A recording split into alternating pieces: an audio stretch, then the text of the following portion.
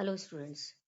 देखिएगा, एक पीडीएफ मैंने आपको डाला है जिसके के अंदर एकीकृत चिट्ठा एवं लाभानी के विवरण के अंतर्गत आंशिक स्वामित्व वाली सहायक कंपनियां। पहले हम देखेंगे आंशिक स्वामित्व वाली सहायक कंपनियां। जब किसी कंपनी के द्वारा निर्गमित अंशों का आधे से अधिक भाग किसी अन्य कंपनी के स्वामित्व एवं नियंत्रण में होता है और तथा उसके अंशों का शेष भाग बाहरी व्यक्तियों के स्वामित्व में होता है, तो ऐसी कंपनी आंशिक स्वामित्व वाली सहायक कंपनी कहलाती है। उपरोक्त कंपनियों के हमें चिट्ठी को एकीकृत करते समय निम्नलिखित जो है हम इसके अंदर गणनाएं करेंगे। किस प्रकार से करेंगे हम देखिएगा। पहला स्टेप होगा हमारा, हम अंश अधिग्रहण से पूर्व के एवं पश्चात के लाभ हानि की गणना करेंगे।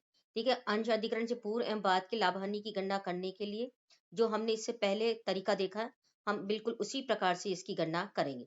दूसरे स्टेप में हम गणना करेंगे नेटवर्थ की गणना। नेटवर्थ की गणना करने के लिए भी हम वही जो है तरीका अपनाएंगे जो पहले इससे पहले जो पीडीएफ में बताया गया है। तीसरा होगा स्टेप हमारे इसके अंदर गुडविल और कैपिटल रिजर्व की गणना करेंगे हम। इसके लिए भी वही हम जो है फॉर्मूला काम में लेंगे, गुडविल और कैपिटल को रिजर्व को निकालने के। अब जो इम्पोर्टेंट है जो कि हमने देखा माइनॉरिटीज इंटरेस्ट, अंशधारियों के हित की गणना। अब ये अल्पमत धारियों के अंशों के हित की गणना किस प्रकार से की जाएगी। पहले तो है अल्पमतधारी कौन है। ऐसे अंशधारी जो कि सूत्रधारी कंपनी के द्वारा 80%, 70% या मोर देन 50% से अधिक शेयर्स ले लिए गए।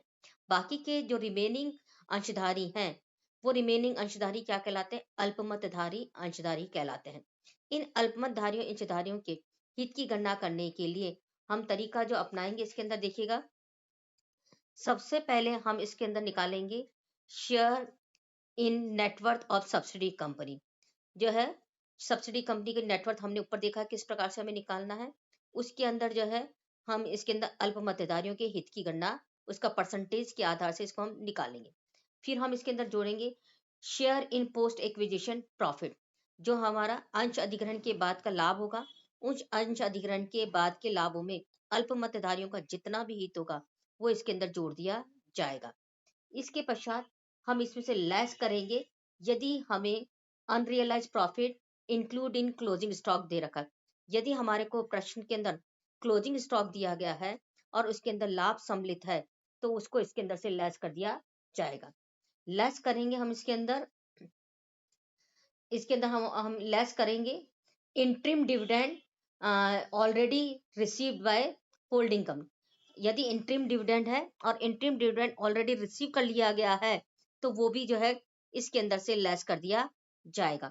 और इस प्रकार से जो है हमारे पास में जो आएगा वो कहलाएगा हमारा माइनॉरिटीज इंटरेस्ट जो है ये आ जाएगा। तो स्टूडेंट, माइनॉरिटीज इंटरेस्ट की गणना करने के लिए हमें क्या करना है, जो सब्सिडी कंपनी की नेटवर्थ हम निकाल रहे हैं उस नेटवर्थ के अंदर सबसे पहले अल्पमतधारियों का हिस्सा निकाला जाएगा। चाहे वो 50% है, चाहे 40% है, चाहे 30% है, जो भी हमें दे रखा है। उसके बाद में जो अंश अधिग्रहण के बाद के लाभ हैं उसके अंदर भी इनका हिस्सा निकाल लिया जाएगा। यदि प्रश्न के अंदर हमें क्या दे रखा है, क्लोजिंग स्टॉक होल्डिंग कंपनी का दिया गया है और उसके अंदर कोई जो है क्लोजिंग स्टॉक के अंदर कोई अनरियलाइज प्रॉफिट है, तो उस अनरियलाइज प्रॉफिट को भी जो है इसमें से लेस कर दिया जाएगा। और यदि कोई इंटरिम डिविडेंड है जो कि ऑलरेडी रिसीव कर लिया गया है, उस इंटरिम डिविडेंड को भी इसमें से लेस कर दिया जाएगा। और इस तरह से जो आएगा वो कहलाएगा हमारा माइनॉरिटीज इंटरेस्ट कहलाएगा। माइनॉरिटीज इंटरेस्ट के बाद में हम नेक्स्ट स्टेप करेंगे unrealise profit in closing stock of holding company. हमारे पास में यदि जो है कुल क्लोजिंग स्टॉक का माल बेचा गया और उसमें से बचा गया है, तो हम उसके अंदर अनरियलाइज प्रॉफिट की गणना करेंगे। कैसे करेंगे हम गणना इसके अंदर, value of stock remain unsold, कितना माल जो है हमारा बिकने से रह गया है, उस वैल्यू ऑफ हम स्टॉक को इसके अंदर निकालेंगे। Profit charge by subsidy company as closing stock, इसके अंदर कितना जो है वो प्रॉफिट हमें लागत पे दे रखा है या विक्रय मूल्य पर दे रखा है। जो भी प्रॉफिट चार्ज किया गया है वो प्रॉफिट चार्ज किया गया इसके अंदर निकाल लिया जाएगा। तो हमें क्या करना है, प्रश्न के अंदर क्लोजिंग स्टॉक जो है वो होल्डिंग कंपनी का, उसके अंदर यदि जो है वो लाभ सम्मिलित है तो उस लाभ की गणना की जाएगी। नेक्स्ट उसके बाद हम निकालेंगे कंसोलिडेटेड प्रॉफिट। कंसोलिडेटेड प्रॉफिट के लिए पहले कुछ हम देख चुके हैं, उसी प्रकार से हम इसके अंदर निकालेंगे। सबसे पहले लिया जाएगा balance of P and L account holding company ले लिया जाएगा। इसमें से लेस इंटरिम डिविडेंड जो कि ऑलरेडी रिसीव किया गया उसको लेस कर दिया जाएगा। ऐड किया जाएगा share in post acquisition profit है तो उसको ऐड किया जाएगा। लेस किया जाएगा share in unrealise profit including closing stock यदि है तो वो भी जो है इसके अंदर से लेस कर दिया जाएगा। और इसके पश्चात जो आएगा वो कहलाएगा हमारा कंसोलिडेटेड प्रॉफिट। तो अल्प मतधारियों के जब हमें दे रखा है कंपनी के अंतर्गत कि आंशिक हित वाली कंपनी है, तब उस स्थिति में हमें अल्प मतधारियों के हितों की भी गणना करनी है।